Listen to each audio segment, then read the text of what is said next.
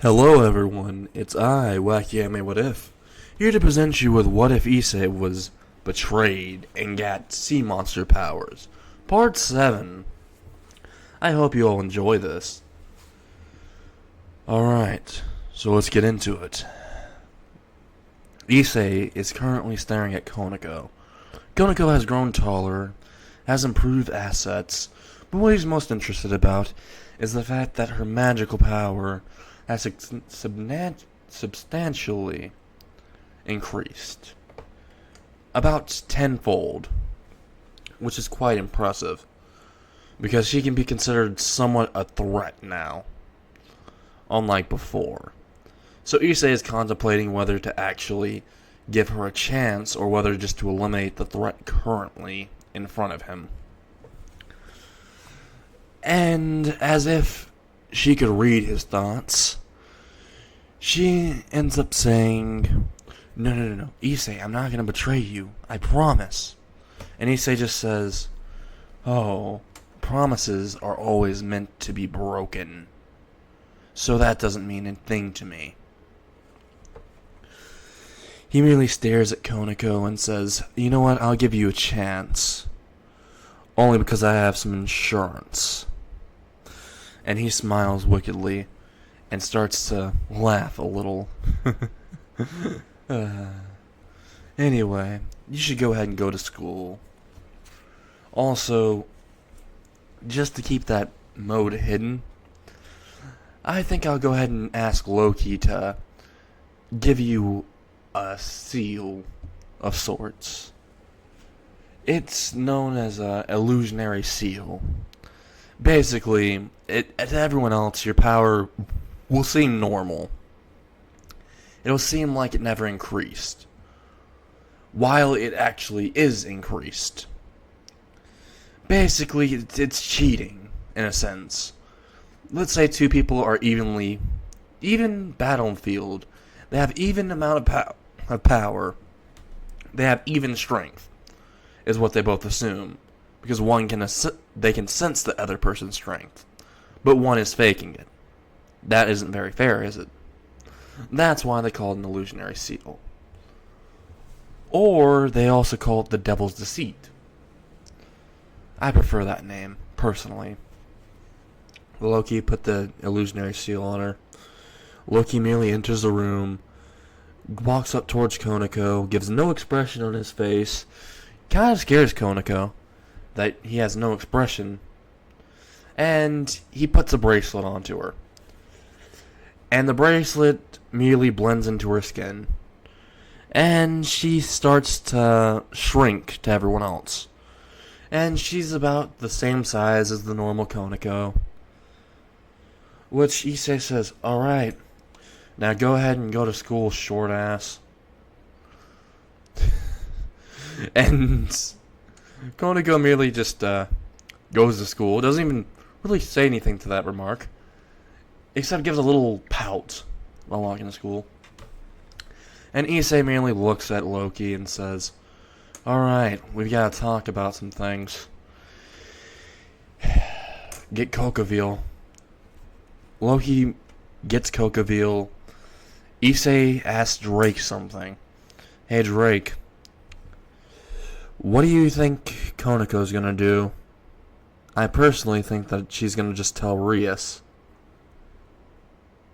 But if she doesn't, that's a bonus. Because my plans won't have to be accelerated.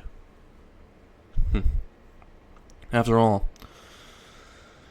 it's better to keep your cards hidden instead of laying them out for everyone to see. And I prefer to do that a little bit longer, but the meeting is apparently in 2 days. But honestly, attacking at the meeting, I think we should attack before the meeting starts, to be exact. Because they won't exactly expect it as much. I mean, their little meeting they're having, well, while it would be good to attack while they're all in there, but that would mean me having to go against every one of them with my troops. and having to go against all of them who were super devils or the king of their own faction. At the same time, while only having Loki and Kokaville, who are very sufficient fighters, and a lot of devils and angels that are a little bit more criminally insane, doesn't seem like a good insurance. So Drake, how long can I hold my Leviathan mode for? And Drake merely just says, you can hold it for about 1 day. But if you use your Leviathan domain, you can only hold it for about maybe an hour or maybe 2 once you're in the Leviathan domain. Issei merely just says, I've got to work on that. Aside from that, how about the Hydra mode? And Drake merely says, the Hydra mode, well, to be exact, you can hold that for about 2, maybe 3 hours at most. The regeneration is very fascinating, but the speed isn't as good as the Leviathan mode. I'd stick to that. Also, you haven't really put to use the Cthulhu's power of nightmares, have you? Issei merely chuckles and says, oh no, I have. It's just, there are some secrets I even keep from you, old friend. Only for a little surprise for both of us. Well, for everyone else. Not for me much. He merely just laughs insanely. He's laughing so loud that everyone can hear it. And they shudder from their bones, their core, everything. Because the amount of insanity, the amount of hatred in his laugh, the amount of wanting to see people in pure agony is just immense. Making it to where they have even more respect for him. Because he's been carefully planning all of this. Issei merely decides to, well, get Kokaville and Loki into the meeting room. He goes up the stairs with Loki and Kokaville. They enter a room on the left. As soon as he opens it and they get in, he puts a concealment spell. Loki puts a concealment spell. And Issei merely says, I have a plan. And then we're going to cut an hour later. Issei is currently walking out of, well, his base and going to school. He has his uniform on and all of that. And he has, well, a few slips of paper with him. He merely goes all the way to his school. Nothing eventful really happens, except for the fact he can sense some presences around him. Devil presences, which Issei has already pieced together. Konako already betrayed him. He walks into the school. As soon as he steps foot in the campus, he notices there's no people there. But he merely just walks in further, because it would be more suspicious if he didn't go into school. If they didn't actually catch on, and they're just reviewing over him. Plus, if he didn't go into school, he won't know what type of bullshit plans they have. And this might actually fit into his own plan. Hopefully. Issei merely walks into the school building and goes all the way into his classroom. As soon as he walks into his classroom, he sees Kiba with his blade out, and Akano with her lightning coming off of her, and Rias with her destruction magic, with Konako in a fighting stance, and Sir Zex behind them.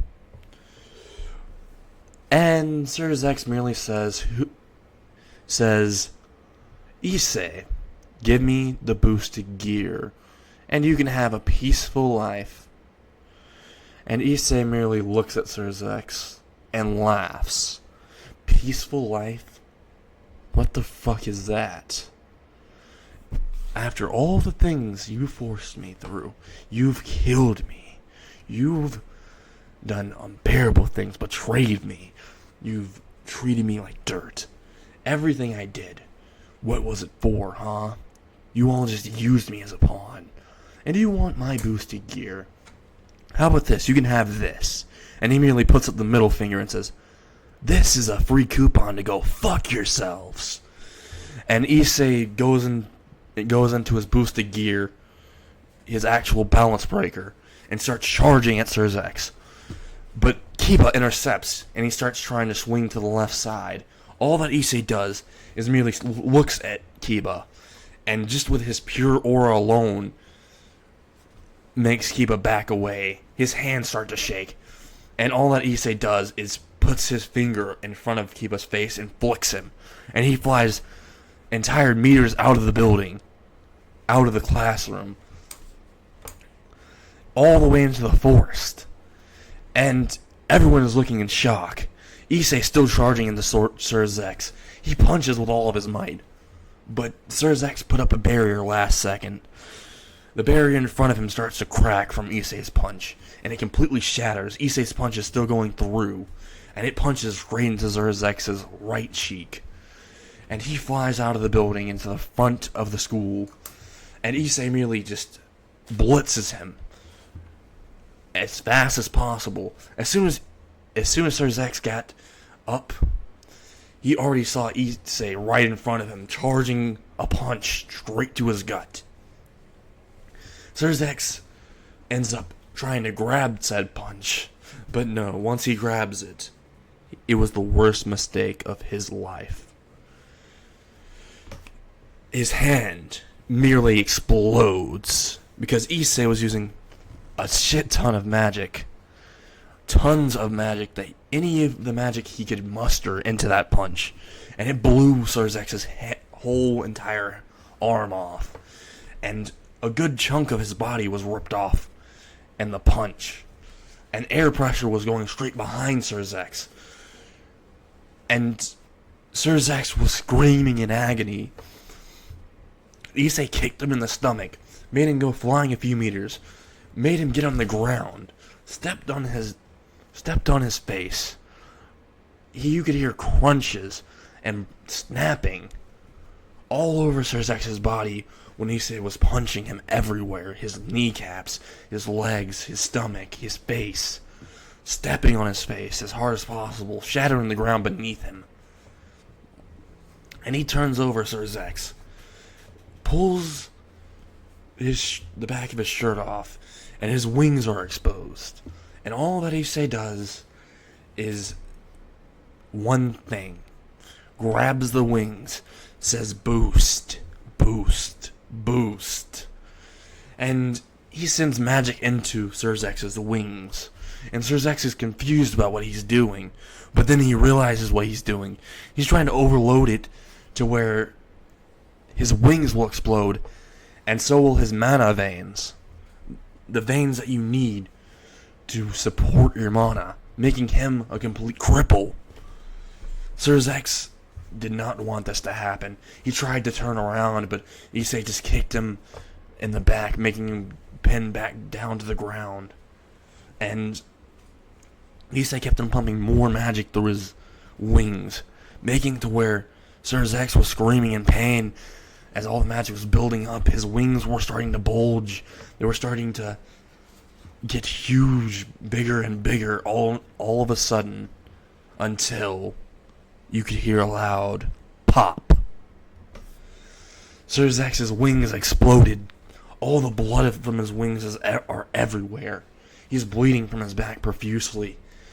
And he's lost all of his mana reserves. All of his mana he could ever muster in his life. It's all gone. His title, everything. He's lost it all. And Issei doesn't kill him. Issei merely just says, "Hey Drake, could you use your flames real quick?" And Drake says, "Certainly, partner." And he puts a dark black flame in his hand. And he says, "This is what's known as the Flames of Hatred. I acquired this with Drake a while back. They're flames that only burn as long as my hatred does. And as long as I have hate in my heart or anywhere in my body and keep a hold of it, then they will never burn. They will never go out." He smears it all over Surzex's back, where his wings were, and cauterizes the wound. Same with his arm and everywhere else. Surzex is not dead, but he's in a critical state, and Issei merely picks his head up and throws him into the building, straight into the classroom where Rias is, and Surzex merely collides into Rias, right into her skull, fracturing her skull. And Issei just says, "Oh, I'm not done with any of you either." And he just pulls out his wings.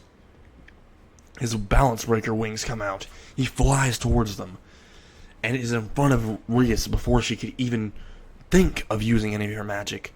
Issei merely grabs both of her arms and twists them. You could hear the snapping of bones, and he just squeezes them, grinding her bones to dust in her arms. And Issei kicks her in the stomach right afterwards, making her cough up blood. And Issei grabs her by the head before she could fall down, and she is screaming, saying, "Please no, Issei, don't do it, don't do it. You don't have to." And before she could even say a single thing, Issei is pulling her head upwards. And she starts to scream, knowing that her head's going to be removed from her body, knowing that it's an inescapable death, that she'll never survive this. And right when she's about to scream, blood comes up from her mouth, out of her lungs. That kick to the gut didn't just do damage to the gut. It did an area effect to her lungs, because Issei, when he did that kick to the gut, all I could see was the kick. But he actually did uppercut her, and he also did punch her straight to the chest, which actually, believe it or not, fucked up her lungs a lot. And her heart is currently in dismay. Blood vessels in her heart are bursting, and her head is being currently removed by Issei Hyodo. And the blood is coming out of her mouth while her head's being pulled up and ripped off. And Issei's merely laughing insanely, out loud as possible, and Konako is terrified of this. And then Issei decides to let her go. He throws her to the ground and says, "Keep this in mind, Grimmery. I let you live. I let both of you live. I could have killed you whenever I wanted." And right when he says that, Kiba appears right back into the classroom after running so fucking long away, when he was knocked away, all the way into the woods, the familiar woods. But he finally got back, and he started to charge at Issei and try to slice at him in the classroom. But all that Issei does is puts one finger out, and as soon as the sword hits his finger, it breaks. His balance breaker sword breaks. The light and dark sword breaks from Issei's mere finger. And then Issei just says, "However, I don't think all of you are going to be so lucky to live."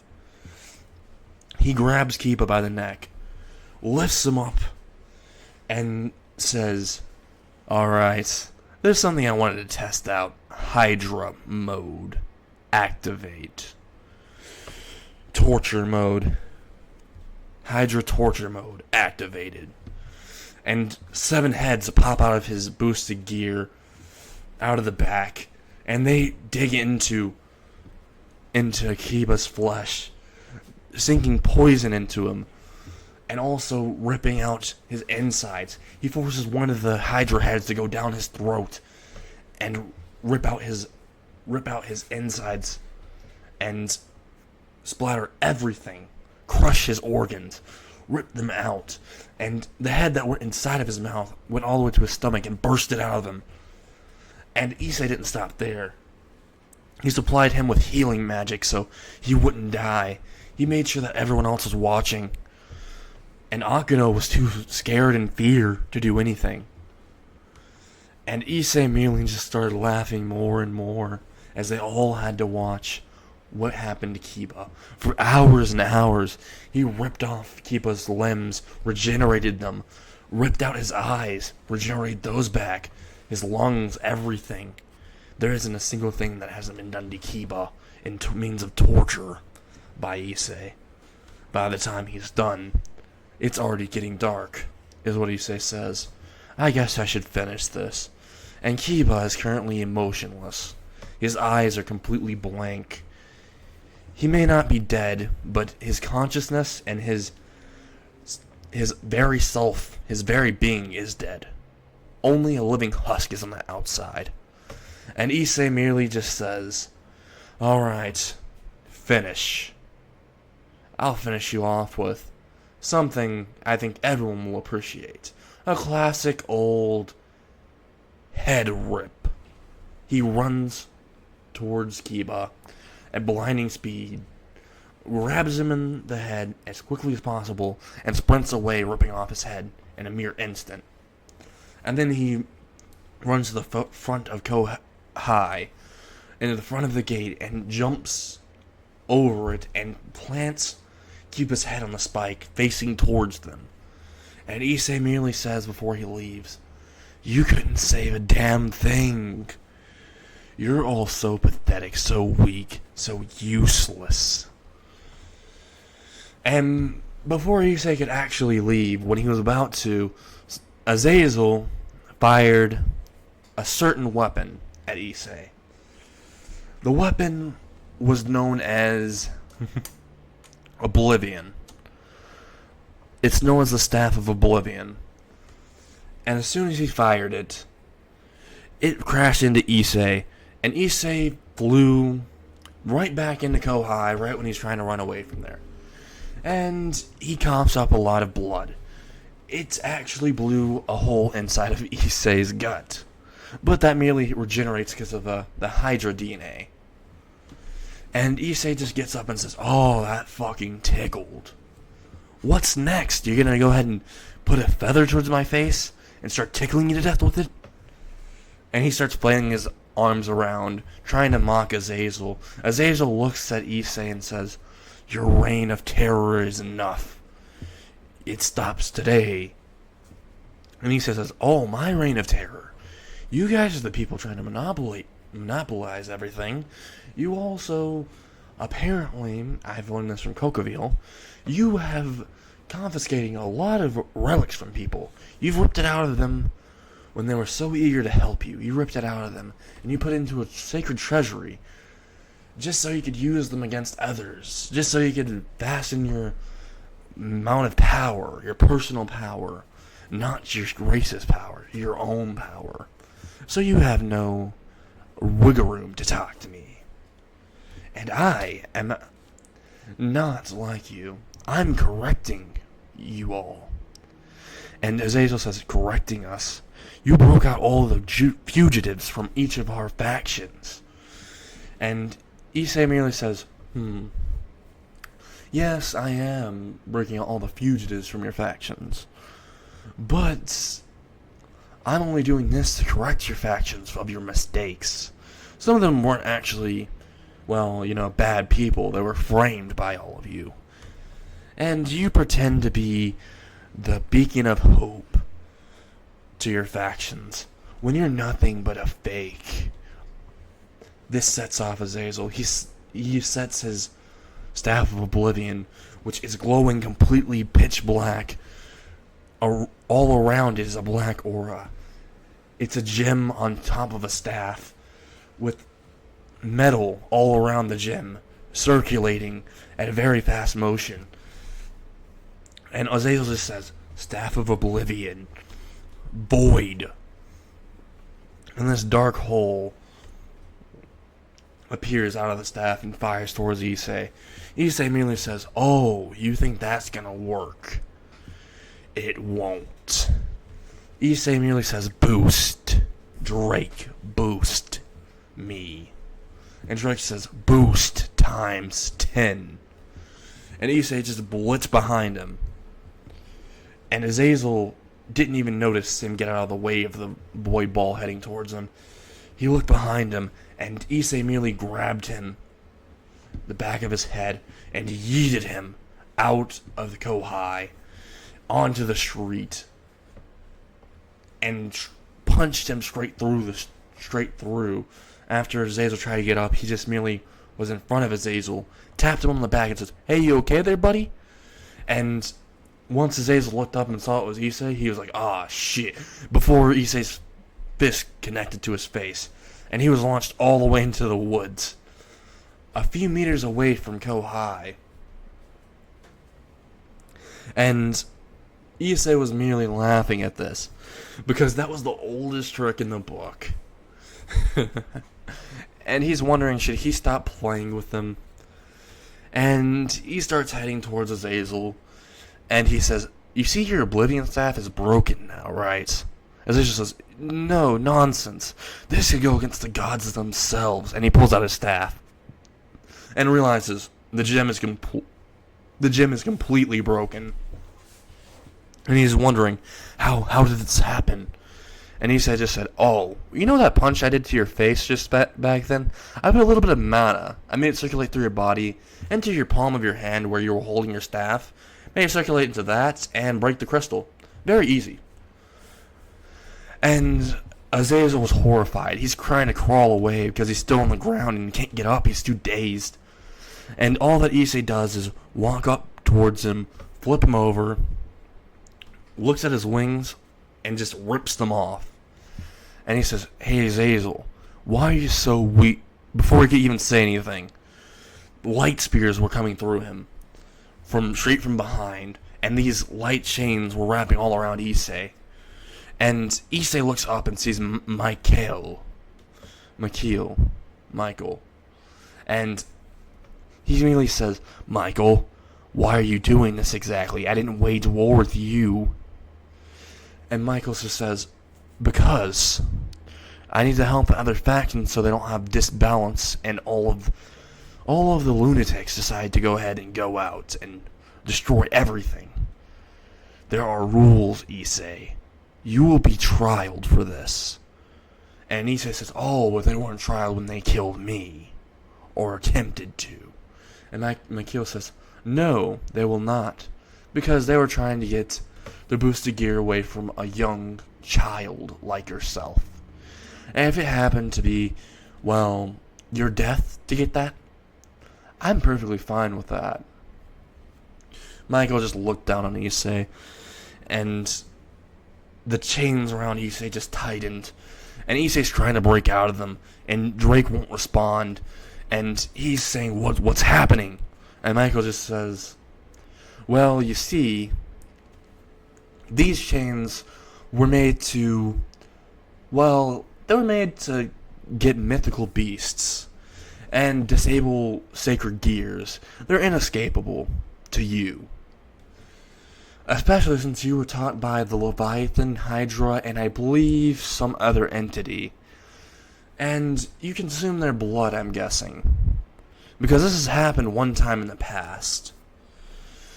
The fact that the past has to repeat itself, though.